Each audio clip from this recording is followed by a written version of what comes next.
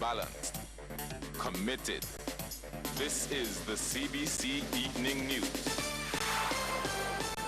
And a very good evening to you. I'm Lisa Lord with the CBC Evening News. And our top story: Prime Minister Fundell Stewart has been bestowed with Guyana's second highest national award, the Order of Roraima. This was announced to coincide with the country's 50th anniversary of independence. Prime Minister Stewart, who traveled to Guyana to take part in the Jubilee celebrations, was awarded for his dedication and commitment to CARICOM and his unflinching support for the rights of small island developing states. Well, as Guyana celebrates its 50th anniversary of independence today, President David Granger says Guyanese must continuously seek to improve the country socially, economically, and environmentally. He noted that political independence then was more than symbols and sentimental expressions, but it also included the creation of new institutions to preserve the country's achievements, to promote the development of the nation, and to protect the rights of the people. Mr. Granger says restructuring of the country's economy and using the abundance of human and natural resources effectively will help generate income and ultimately reduce poverty. He also wants to see class and geographic inequalities in the country erased, particularly between the hinterland and the coastland and between urban and rural communities. The chairman of Williams Industries has spoken out against corruption across this island. Business magnate Ralph Busy Williams says his company has lost a lot of contracts since developing a code of conduct, which ensures that Williams Industries maintains only ethical business practices. It has allowed me as the leader of the company to retain my credibility and my integrity. So one of the things that we do, we try to compete very vigorously, but always fairly. And I prefer to win contracts through the correct tender process. Or if I'm negotiating something, I'd like to do it in a fair way to earn a reasonable profit. Mr. Williams was the featured speaker at the 139th Passing Out Parade of the Regional Police Training Center. He commended the training center, which is in its 60th year, for doing an exceptional job, but says he's saddened by the influx of guns and drugs and white-collar crime across the island. He advised police recruits from Barbados and Anguilla to maintain their integrity, avoid corruption, and punish wrongdoings of the rich as well as the poor. Please do not be misled into believing that there are no corruptors around, because there can't be corruption without corruptors.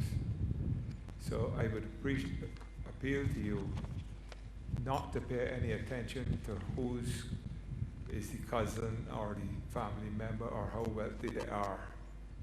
You need to go after who's doing wrong, regardless of where they are in society.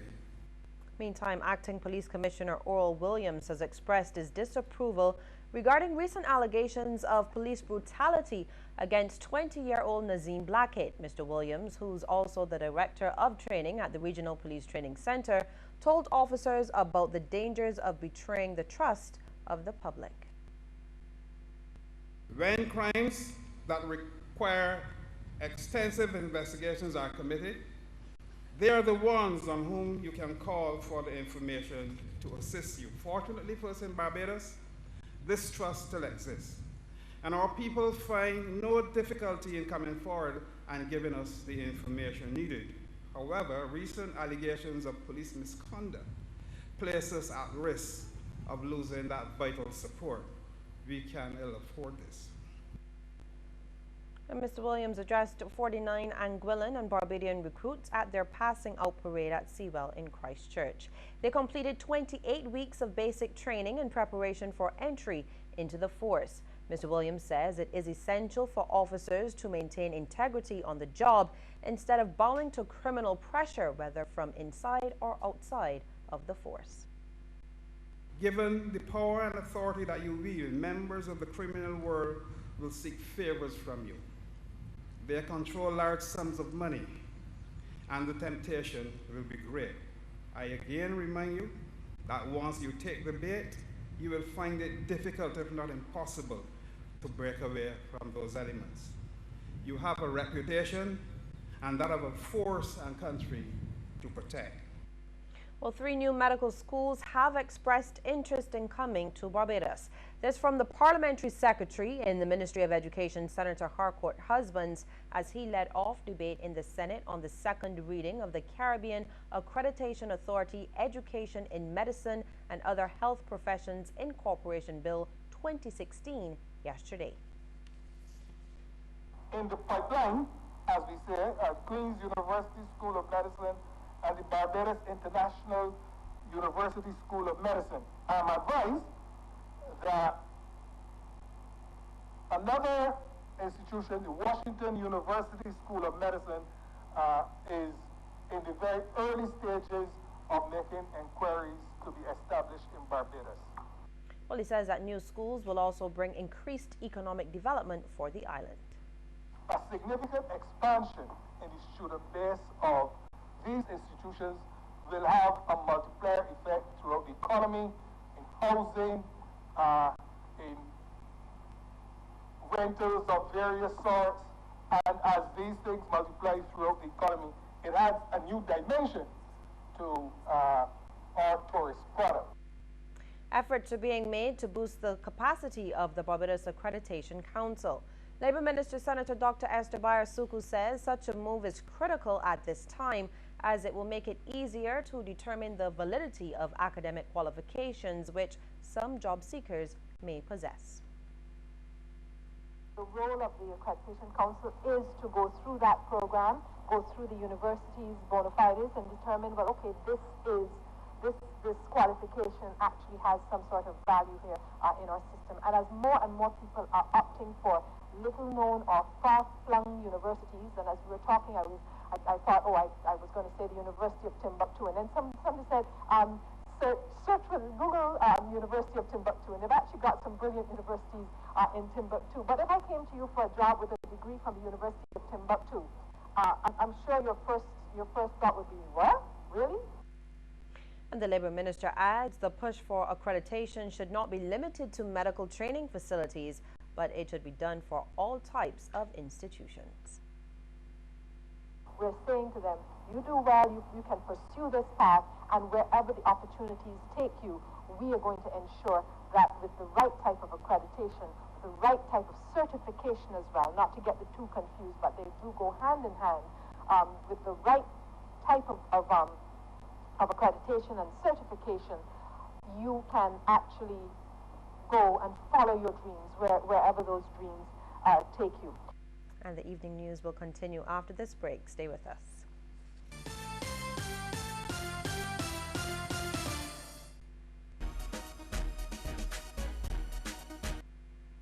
Don't let your data experience slow you down. Step up to Digicel, Barbados' fastest 4G network, more than twice as fast as the slow network. Get more with Digicel.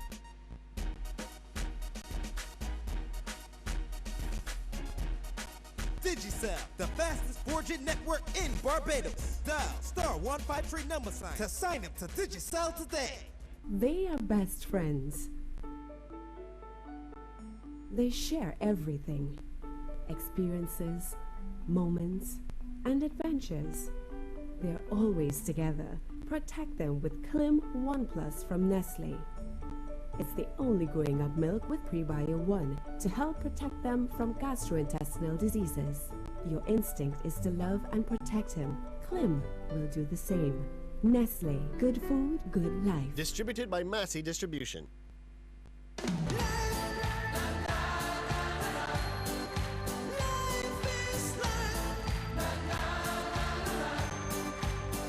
Presidia, the personal accident coverage from Guardian Life. Live secure. Live easy. A lot of people think that fast bikes are cool, and the girls sure like the guys who ride them. But like so many things about life, you gotta be careful. Having sex without a condom is like riding a bike without a helmet. It's just plain dumb. It's okay to have fun as long as you're smart about it. My name is Daniel the Lion Fortress, and I'm different, and I'm making a difference. Live up. Love, protect, respect.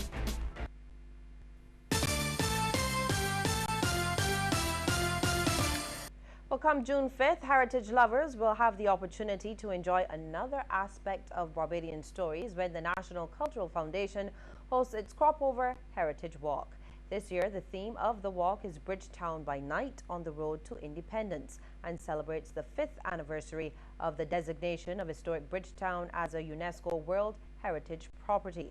Manager of Special Projects at the NCF, Alison Seeley-Smith, says the walk in its 4th edition will be focused on cultural tourism.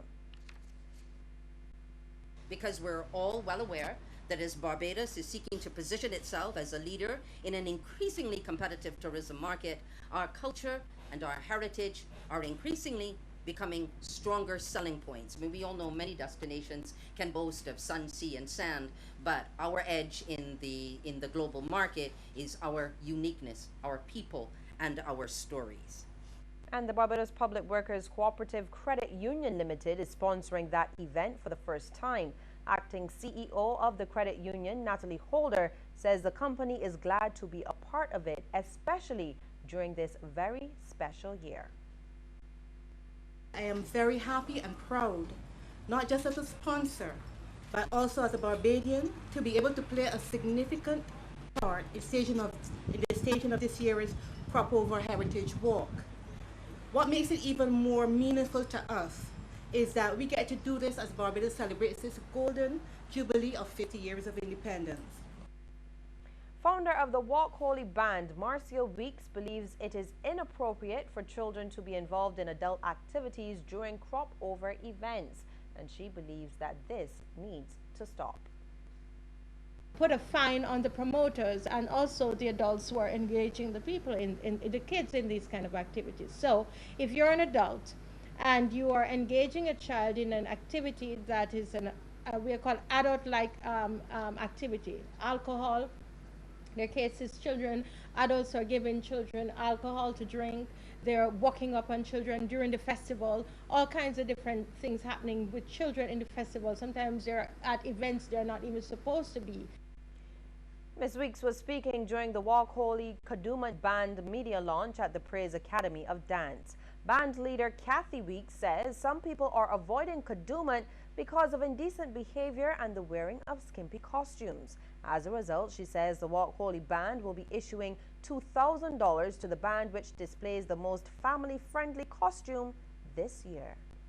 We are working with the NCF and getting that worked out, and it will be coming out in the rules so the bands will have enough time to prepare themselves and to be $2,000 richer. Well, gastroenterologists over at the Queen Elizabeth Hospital will now be better able to detect patients suffering from colon-related diseases. And this has been made possible through a donation to the GI unit from the Legacy Foundation of over $200,000 in equipment. Among the medical tools are a gastroscope, an irrigator, a processor, and monitor, which allows the medical team to view images inside of the stomach. Head of the gastroenterology unit, Dr. Erica Springer-Cyrus, says the equipment will surely come in handy. So with this very generous donation from the Legacy Foundation, we can continue to offer these services to our patients.